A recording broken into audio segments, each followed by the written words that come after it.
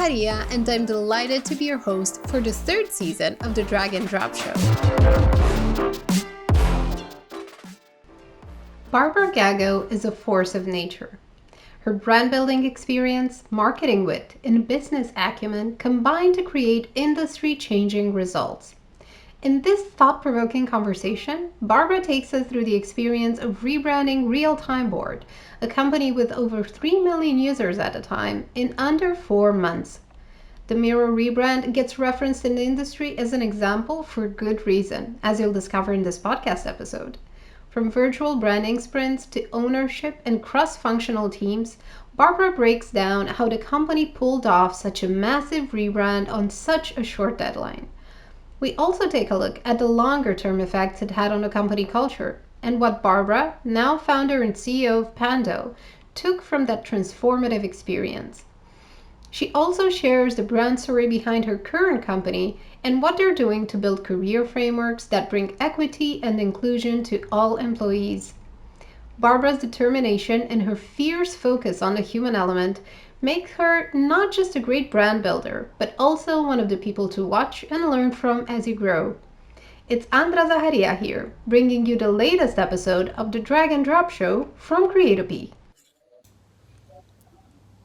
So Barbra, I'm extremely excited and very grateful to be able to talk to you today. Thank you for making the time to be on the Drag and Drop Show and for sharing your experience and the Miro rebrand. So good to have you.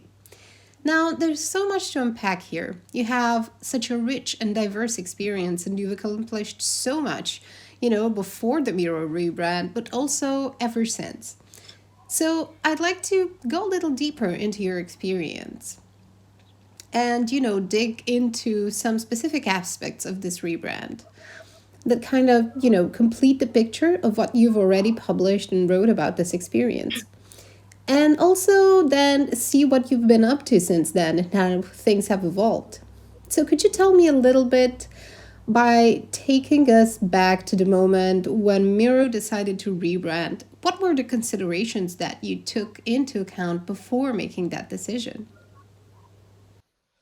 Sure. So I think I'll kind of start with my own sort of story grappling with joining the company that was named RealtimeBoard because as a marketer, obviously the product is really important in terms of the community and how well it's received. And if you have evangelists already and what you can do with that, obviously at scale and kind of to build and grow that.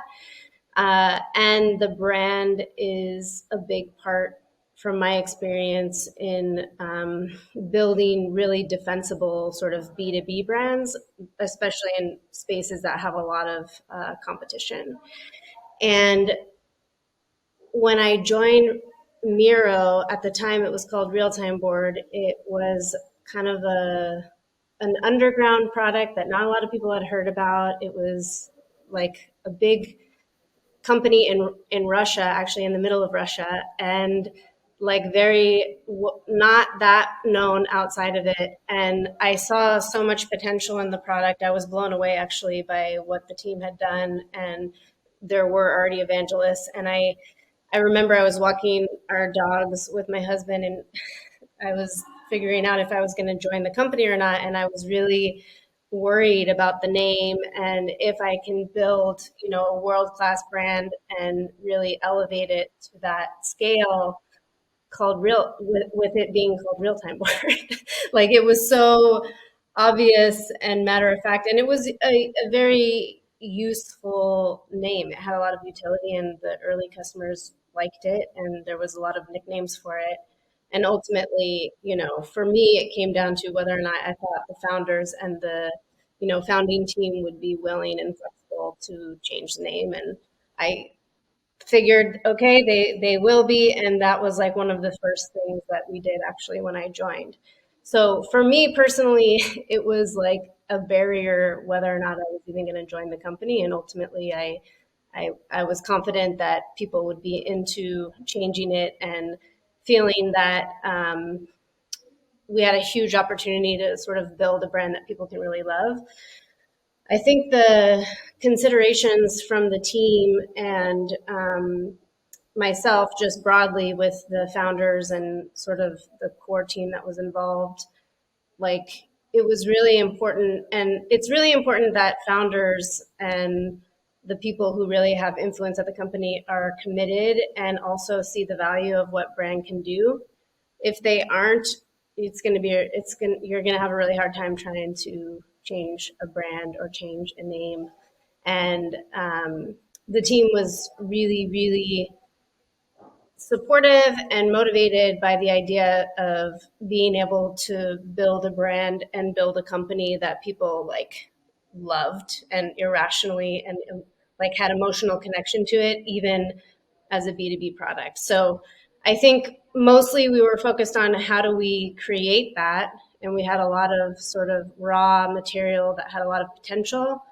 We really were focused on how can we create a name that helps us tell stories. And we really wanted it to be meta in the sense of like, we wanted to tell like the big brand story, but we also wanted to tell individual stories. And we wanted those individual stories to be connected in this like mosaic of what the brand was.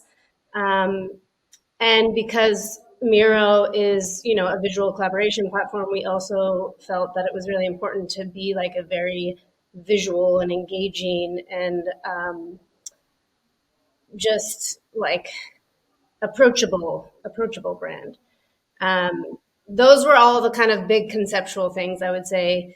Obviously, there's very practical things like the URL and getting a short URL and thinking about the name. And if the name is short, and does it make sense in various languages? The executive team at Miro at the time was distributed across, you know, Russia and the Netherlands and the US. And, you know, when you're changing a name and building a brand that's going to be international, it's really important that like the name works in these places. And so we had some funny experiences along the way in terms of what different words meant in Russian versus English and things like that. So Thank you so much for providing all that rich context for our conversation and for sharing that personal connection that you had in the sense of, you know, it was kind of the fundamental factor that led you to have this experience and to it build this was. incredible brand. How did you, let's say, decide on the final naming? Who had the final say? Because finding a name like Miro at this point in time, when all of the domain names are taken and startups are calling themselves names that are mostly made of consonants and that they're impossible to spell or remember, so you just have to Google them. Three So R's. just to make Yeah. sure that you know you're going towards the right website, because otherwise you're going to end up on another side of the internet altogether. So how was that process for you? You Yeah. know, you shared about this cultural connotation, and ultimately, how long did it take you to settle on this name, and who had the final say on this? I mean, our CEO obviously was kind of the last stamp of approval, which is to be expected, of course, with any startup. And I think that we did a really good job at sort of collectively coming to the solution. The URL is kind of like a separate issue. So we knew that we wanted a name that was short, and we wanted a URL that was easy, like SEO and sort of inbound is a big lead and revenue channel for Miro. So that was really important that we were able to kind of maintain this and even make it better. But it wasn't, and it was an important factor, but it wasn't the main factor. Like we really started first with the name and what was the name going to be, and then figure out the URL. And also then we did the whole sort of brand exploration as a second step. And we actually worked with a naming agency. Um, so it was a very contained process. And it was really cool the way that they did it because they essentially wanted to reduce consensus building in the process. And so when we first kicked off the project, I hosted for the team that was involved like a virtual brand sprint. And this really anchored everybody in what the expectations were, what our goals were, how the values were sort of aligned across the team. And that really helped to make sure that then in the process of naming and in the process of rebranding, that we were actually already on the same page, which was really important, especially since you asked how long it took, and we had like a three month, 4 month time horizon. Um, and that's because we were launching at South by Southwest in 2019. So we had like a very specific date that everything needed to be done, and it was total chaos. And I'm sure we'll get into that in a minute. Um, but yeah, we really started with like the name first, went through a process where we were all interviewed, and we had already done that kind of pre-work alignment around what we wanted the brand to be. And then that was kind of like an iterative process where they would interview us, present us names all independently. And there was 6 of us working on this together. And then at the end, it would be like, okay, here's the names and here's how they ranked. And we wouldn't know who picked what, which was really good because you don't know like what the CEO picked or what I picked. Like it was like a blind sort of ranking. And ultimately, like Miro was the name that everybody picked. So it was, in the end, it was like a really nice, beautiful consensus, the kind that you want, because it was like totally blind. And that's like, we had a couple of we had a short list, but that was really everybody's favorite. And then there was so much to launch off on, of course, with him being an artist and his iconoclastic style and sort of all of the things that we could sort of tie into the brand based on him and his ideals, sort of pushing the limits and boundaries. So it was a really good, fun process, and ultimately a really good exercise for the team. That is actually one of the first time that I've heard of this blind ranking kind of process. Yeah. So makes just so much sense when you hear it.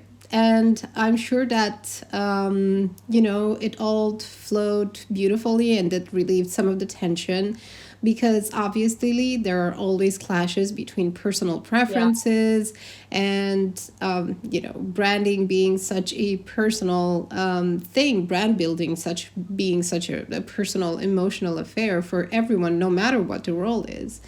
It is, to me, one of the most challenging jobs that bring a lot of complexity and where you have to pull together all of these different elements. So, and then, Yeah. just pour it into this shape that hopefully lasts the test of time and grows and provide this foundation for the company and brings everyone together. So obviously there's this entire emotional context around it.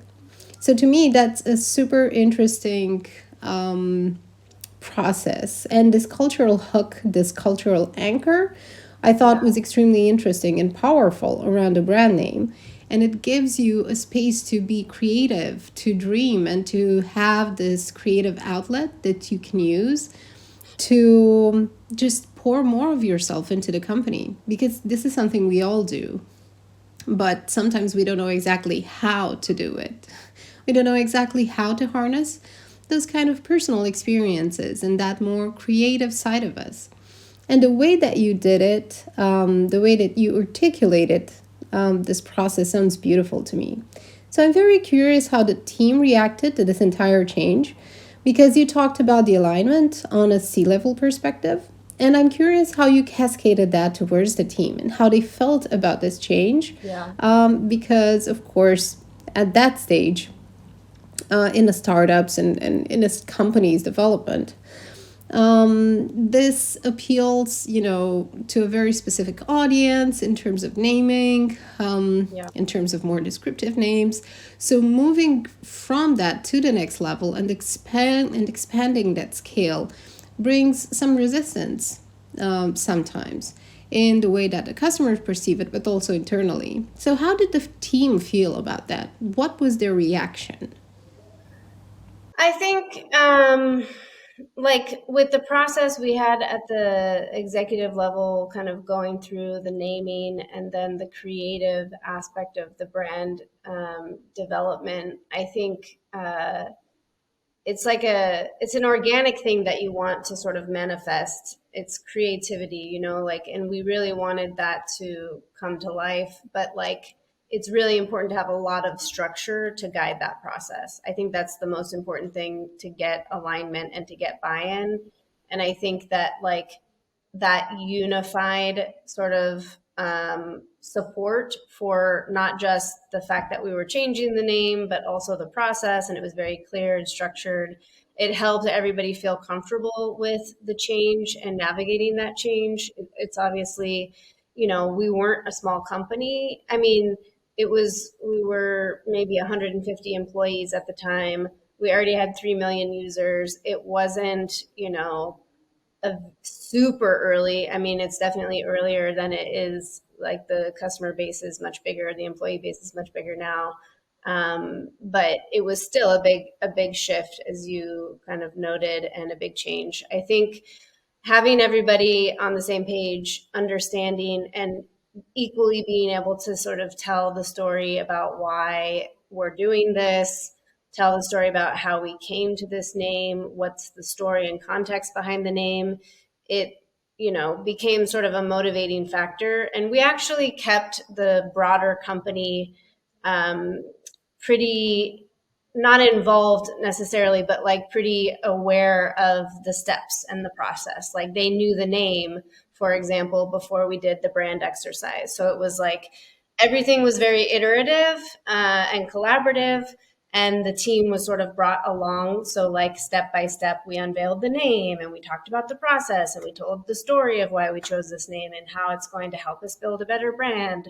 And then we also had a lot of people involved, because while we were doing the rebrand, the renaming, we also had planned for this launch at South by Southwest, which was I think it was in March, and we started this process in like November. So it was like a pretty short end to end process where we had to have all of the brand, all of the stuff done, and then manifest it into like a 20 by 20 booth in a physical space.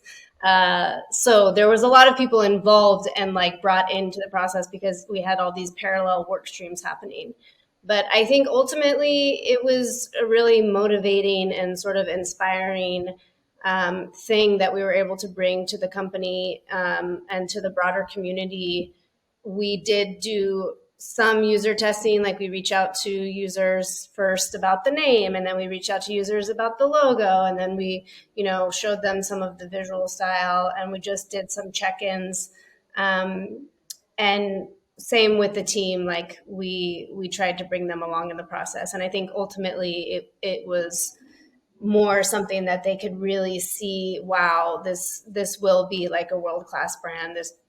This company will also be like a world-class company, and it's definitely become that. So And it feels like a self fulfilling prophecy because, you were already walking the talk, you were already doing the rebrand and just achieving everything that you achieved in the space pretty of 4 months or less. It is crazy. absolutely insane and it's Yeah. awe inspiring. There are companies who sit on rebrands and work on them for years, and you did a lot more work, Yeah. a lot of extensive work in a very short time period. So I'd love to know what kind of skills and what kind of behavioral traits made this possible. As again, Miro was at a point where real time board was at a point where it was growing really fast. So you have to handle business as usual while doing everything else and preparing for a high stakes launch at an event that you've already, made quite an investment at. So you want to make the most of it. Plus, it's an Yeah. opportunity to show up in the larger tech community and meet your customers with this revamped presence. And that's kind of a foundational transformation. So, kind of straight to the core. Yeah. So, what would be, the roles, the main roles, and the main people who made this happen? And how did they manage to stay on track and focus so well during this overwhelming process?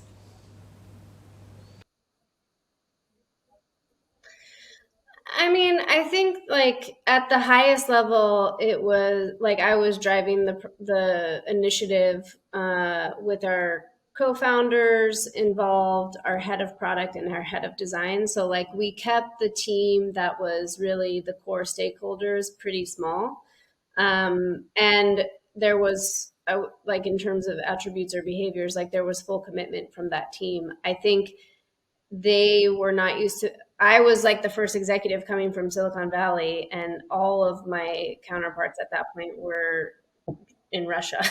So I was kind of like this crazy force that was like making this huge thing, just like, okay, we're doing this. Like, so I think on one hand, it's just kind of like there was a little bit of brute force. I think the more structure, the more transparency that you create in the process, the easier it is to brute force it because people don't feel like they're left behind. And I think that's really important. It's really valuable to have, you know, all of those people on the same page and sort of committed and bought in. I think we also picked partners that had good processes. So, like the naming agency that we worked with, their process kind of methodologies and values were sort of aligned with ours as a company. So it made it easy to work together, easy to collaborate together in a short period of time. And we also broke that off and made that one thing that we were doing with them. It was like, we're going to do this one thing. They specialize in this. And it was like a 12-week process to maybe to do the name, or no, it wasn't even 12 weeks. I think it was like 9 weeks or something like that. And then in parallel, we were like, okay, who are we going to work with on the creative side? And we did work with an agency.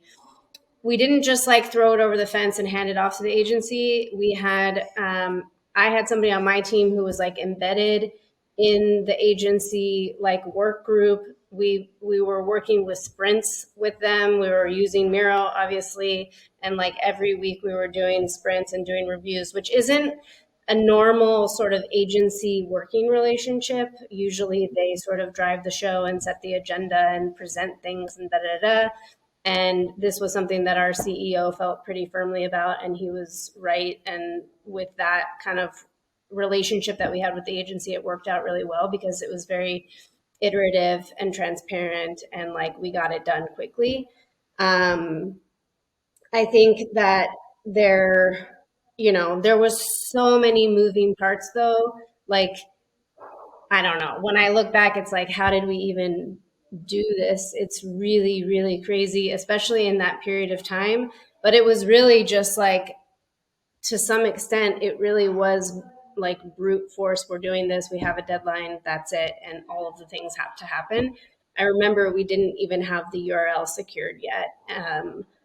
Like within days of the launch, that we had to have the website transferred over, like all this stuff was like impending, and it was just total chaos and craziness. But you know, the core things were there in terms of what we were doing, and you know, there was a lot of luck, I would say, because the fact that we were able to get the URL that we wanted, we did have to buy it, and we used a broker, and we were sort of strategic about how we approached that. But still, you know, there was definitely luck involved in this for us. You know, our engineering org, there was a lot of URLs that needed to be changed, and the product redirects and legal. Like we basically just had what we deemed sort of like a product owner for each of these main work streams, so that they were sort of held accountable and responsible. Like I was ultimately responsible, but really everybody had sort of ownership in their domain to like make sure shit happened. And it did. And it was crazy and chaotic, but that's also marketing. Like, That is really true. And I feel like everything, as you were telling the story and diving into the details, it feels like maybe a once in a lifetime experience that sticks with you for the remainder of your professional and personal life. yeah. Because there was a lot of personal investment, obviously. And in pulling off something like this, and then being comfortable with taking these risks, which are not easy to stomach by most people. Like you mentioned, the URL thing, most people get intimidated about the idea of not losing SEO value. I was just like, it's gonna happen. We're gonna get it. It's okay. It's happening. So that's the, positive can do attitude. It really Yeah. helps a lot. So it was definitely that ownership, cultivating it, and being able to walk the talk on this. And you have that very strong sense of ownership. It feels like it's one of the most valuable things that probably even increased in value over the last year and a half, simply because we feel the need to work more independently and at the same time be able to infuse our creativity and kind of embed our vision into what we're trying to achieve in any company we may work for. So, did you feel this was obviously an inflection Yeah. point for the company itself? Did you feel that some of these practices stuck with the company after the rebrand? Did you integrate any of these approaches to working and to doing this important work into your workflow after rolling out the rebrand? Oh yeah, definitely. We did like a whole like product positioning exercise that like I designed sort of like a design thinking model for how we were doing this. And we had cross functional teams between sales and customer success and marketing that were all like working on a different persona or a different segment. We also did the distributed conference in 2019 in October that same year. After we launched at South by Southwest, we hosted the first like huge just like virtual summit pre-COVID, but we already had like 14,000 people attending that, and we just went big in terms of the structure. We had 3 days, 3 tracks, a lot of different speakers, interactive format, and yeah, we used a lot of the same sort of practices and principles within marketing. We had like these huddle boards, which were kind of like for each team, you could go and see what the team was working on. We did that for events that we hosted. We also sponsored like the Atlassian user conference. And similarly, it was a very big cross functional team, which we gave a lot of ownership. There was like team leads that were responsible for getting leads, and team leads for doing this, and team leads for doing that. And we like created cross functional teams who attended the event that weren't just marketing. And so I think a lot of those initiatives, were successful too because we were able to bring in other people, and it helps them understand, marketing and the customers. It helps marketing and the marketing team understand more what their input and context is as well. So yeah, I think for sure. I know that a lot of the team that I hired at Miro is doing a lot of those practices today and continued to do the distributed conference last year as well, which was again huge, but that was actually during the pandemic. Um, so yeah, That really inspires me to see. It's nice to look back when you're out of the weeds, when everything has kind of fallen into place, and see that these things, stuck with people, and that they keep bringing value to I the see company. our customers were using it too, because like we published a lot of the stuff that we did internally in the templates library and made it available. And it's really cool to see like somebody else doing. I mean, we borrowed the Google brand sprint, but then we like built a template in Miro, which then was like accessible to the community. And that's really cool to see kind of like the multitude or the compounding sort of impact that those things have over time. To the company, because to me, what you're telling me and the entire story of the Miro rebrand was like an education for the internal team and also to everyone who participated. And I'm sure that that includes external partners as well. They probably feel the same way if we'd ask them. And then it continued to be an education in the way that you decided to serve the community, which to me feels very generous. And it's definitely, very clear that a company really wants to talk on this rebrand, because I've been watching what you've been doing ever since. I've been watching, the type of communication that's going on around the brand, and there's so much Yeah. consistency and clarity in everything that the company, keeps growing at a quite a high pace, and it's nothing sort of inspiring to see that. It's a great lesson to learn from too.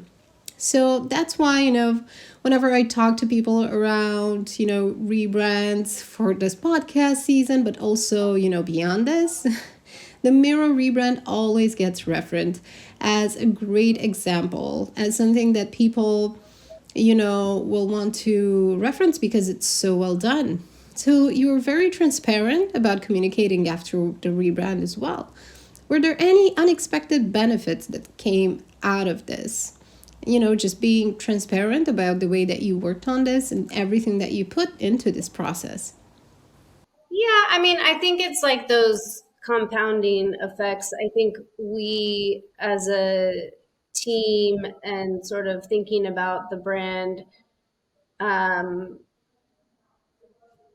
it was very much like we had an opportunity to kind of do all of these things and set all of these best practices and really change the way that people work and how they communicate. And I think the whole visual nature of what Miro enables is really powerful. Like a picture says 1,000 words, and like we were really focused, especially with distributed teams, on like creating this way for companies to find their like common language visually, um, and that could be different for every company. So I think the other big piece that has had a really strong compounding effect, to your point about how the brand continues to evolve but really stay true to what was done, is that like we built like a brand, we really had a brand system that was designed. And it was extremely thoughtful, both with the group that was involved in inputs for the agency and the agency partner that we worked with. Our head of design, Vlad, had a lot of input and insight into that.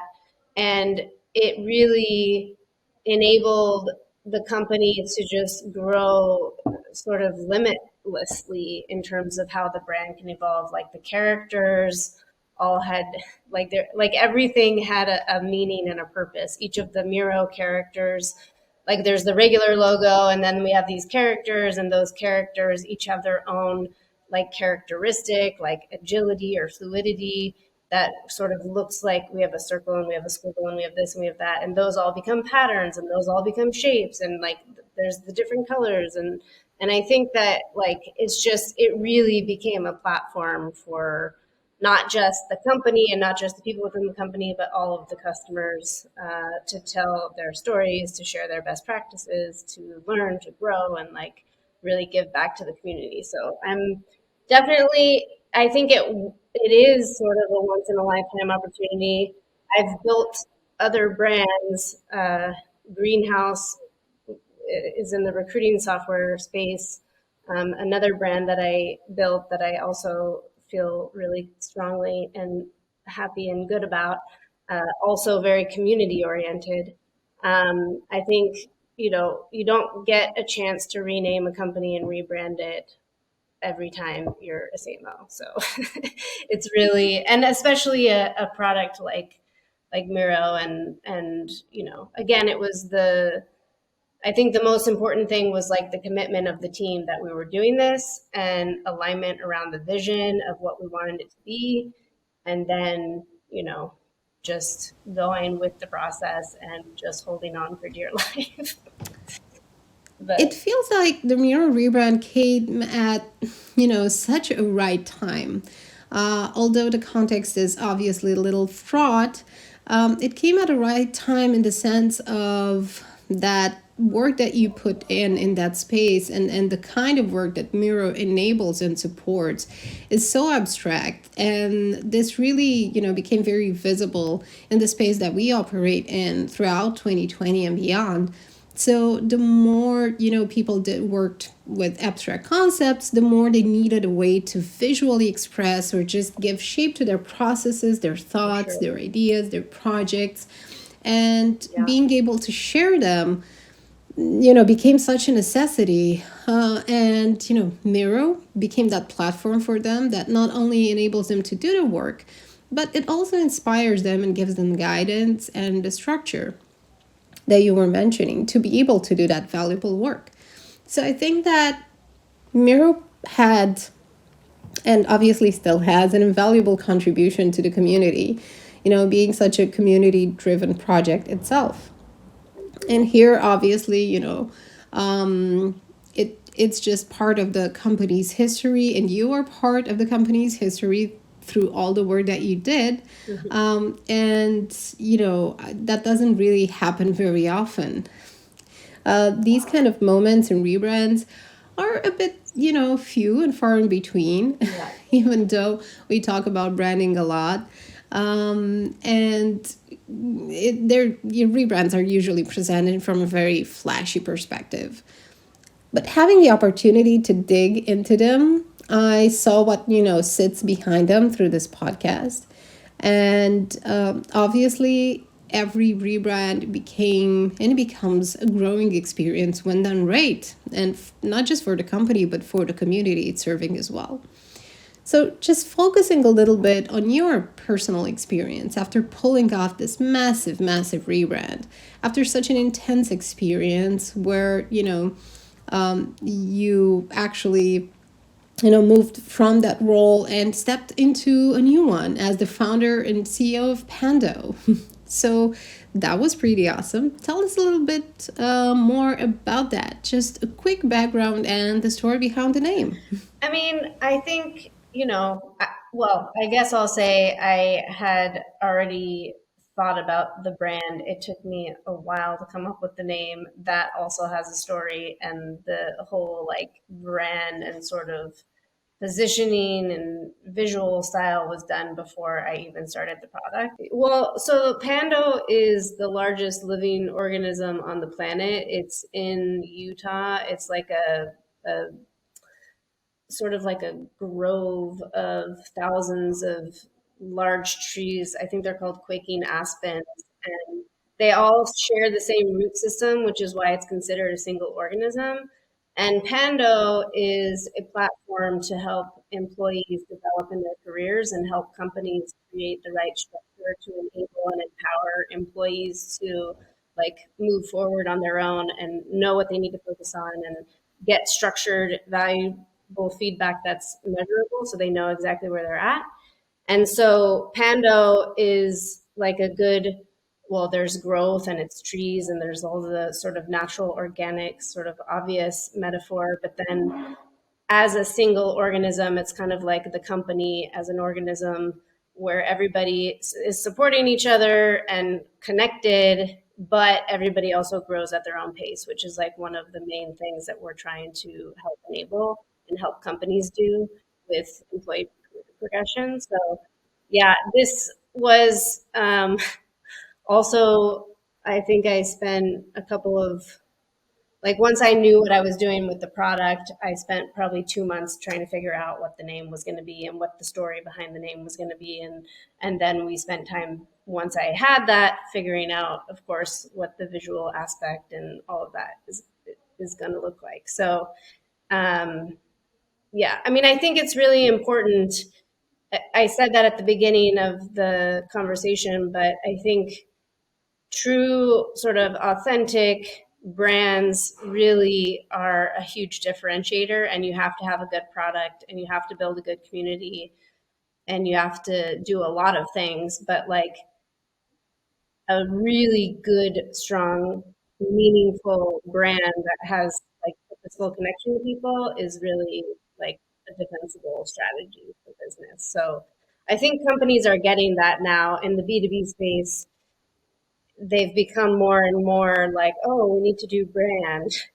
But it's kind of interesting because before marketing automation, I was more like on the left brain side of marketing. I got a degree in fashion actually, so I have the creative side too, but it was more like I was a stylist and more on selling the things and positioning how we're going to sell them. But like I got into the more technical side of marketing when marketing automation came into play in like mid 2000s, and that was very scientific. Like, you have these personas, they're coming into the process, there's all these stages, and how do you optimize the stages? And like, we sort of over indexed in B2B marketing for the scientific side and the revenue side, which is really important. But with that, we sort of lost the human aspect and the meaning. And I think, these days there's just a different sort of model for how companies are adopting products, and usually that's through their employees, and that's just not going to fly with employees. And like, they'll just drop you and use something else. So it's like, you have to spend the time, you have to think about that, and it's really, really like a really like a super important aspect of an early strategy, I think. So that's why we focused on it before we even started building the product. I absolutely love every single word you said, especially because as we can see into the in the B2B space, not everyone, works the same way. So Yeah. obviously, understanding and assessing the need for differentiation, from helping people truly do meaningful work, and what you want Pando to convey, that humanity, that people focused element that goes Yeah. beyond automation and beyond the usual workings of the industry. I feel that even marketing automation, like you mentioned, has created almost like PTSD for some customers. It's become such a trigger for them because they know exactly what's going to happen. So your acumen to be able to create brands that communicate in a way that really appeal to people's true needs, that goes beyond customer personas, that has playfulness and that humanity, that empathy, that's so important at the end of the day. And a little bit of surprise along the way too, because you don't know exactly what's going to happen when you generally interact with people who sit behind companies. I feel like that is such a difficult thing to master. And to be able to just bring that into the company and truly embed it in the process, I feel that is a very advanced skill, and it's not something that you can entirely teach. It takes a certain kind of person, and the ability to be empathetic and resonate with these concepts, to be able to actually pull this off. So I love what you're doing at the vision of your company. I think that it is so necessary and so lacking in many parts of the world. That the way that you're going about building your For business is sure. actually one of the few actually sustainable ways that you can do that, and truly build a culture that contributes to our personal, professional well-being and to the larger community as well. And I feel Pando serves all of these purposes. So I think that it's brand like these that manage to actually respond to the high expectations that we all have from companies nowadays. And I see this in myself. I'm this exact position as a consumer. So thank you for sharing that much detail about the company, and for putting the pieces of the puzzle together so we can see the bigger picture. It is so valuable to hear you talking about this. Did you feel like starting Pando was a sort of a personal rebrand or a brand evolution, in your journey of serving your customers? I always wanted to build a company and be a CEO. So I think the rebranding hasn't officially happened yet because I haven't really spent a lot of time promoting myself as a CEO or what I'm doing, because we're just like heads on, heads down building at this point. Um, so I think for me, it's like the accumulation of all the things. I think at Miro, I spent a lot of, because I came from sort of marketing people products, I spent a lot of time helping the company like roll out greenhouse, what the recruiting process was going to be. Like, me and someone else that I had hired on my team who had also come from greenhouse trained people on interview structured interviews, and we didn't have a head of people yet. And so I spent a lot of time working on like big people initiatives. And I just realized that, there was, well, first I did spend a lot of time doing the leveling and the career frameworks for the company. And we went through that whole process, and I sort of led that forward, working cross functionally with all of the function heads. And this just became something that I really wanted to help solve. But yeah, for me, I think I can be uniquely positioned to be successful, knowing and caring about brand as such an important integral part of building a successful company. But then all of the work that I've done in my past has just like put me in a good position to be able to hire and work with engineers and build a good product, and of course have a good marketing and sales team and all of that. But I think it's a to me it feels like the right sort of transition and more of what I ultimately wanted to do. And being a CMO and doing brand and doing all of that was just kind of like my stepstones. I really hope that, everything that you're doing now kind of plays into that vision that you have, and I hope you get to build it exactly how you envision it. So you can help guide as many people as possible who need this kind of support throughout their careers, throughout their lives, because they feel that, I feel that this elevates the industry itself. It elevates our ability to achieve things and to do something meaningful and helpful for our communities and society at large. So that's a very ambitious and remarkable goal, and you're definitely one of the people who are most suited to carry this forward and to accomplish this. So, just to round things up before we wrap up, I wanted to ask you to just, tell me, what makes you exude so much optimism, and what fuels that sheer drive and determination that you have. What are you most excited about, building or resolving next?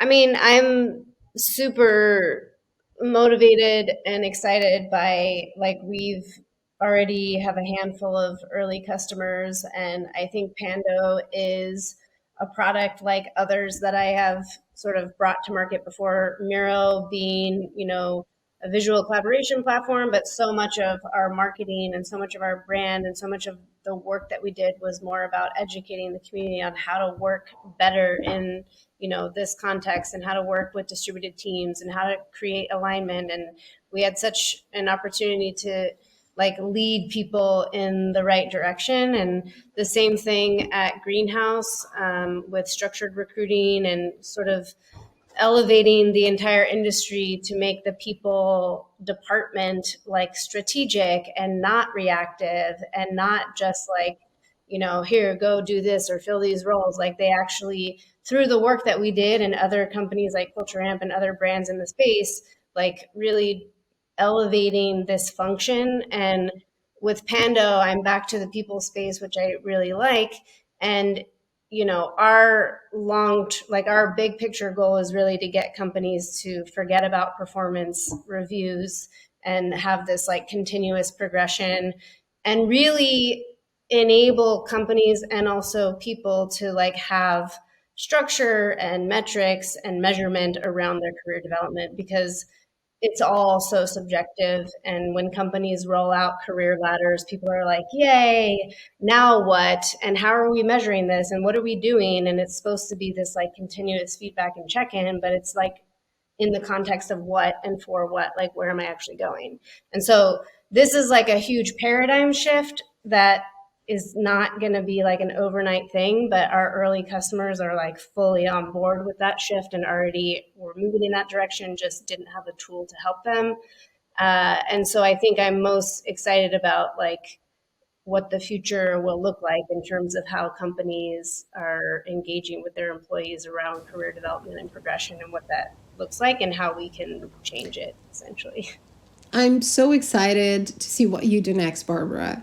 Success stories, coming to light from your work and learning from them. I feel like you're paving the way for a new way of building company culture and truly building it and truly understanding how to make the most of everyone's contributions while helping them as well. And by creating this positive self-reinforcing cycle that helps everyone in the company, I feel you're setting an example that many other companies could use. I'm very grateful that we had to get to have this conversation. Thank you for being on the Drag and Drop show and for sharing your perspective, your experience, so we can learn from it, get inspired, and then motivated. Well, thanks so much for having me. Obviously, I hope that we get to do this again sometimes. Thank you so much. Thanks for exploring another fascinating rebrand process with us. If you found it helpful, subscribe to the show and leave us a review. Until next time, this is Andra Zaharia. Thanks for watching the Drag and Drop Show by Creatopi.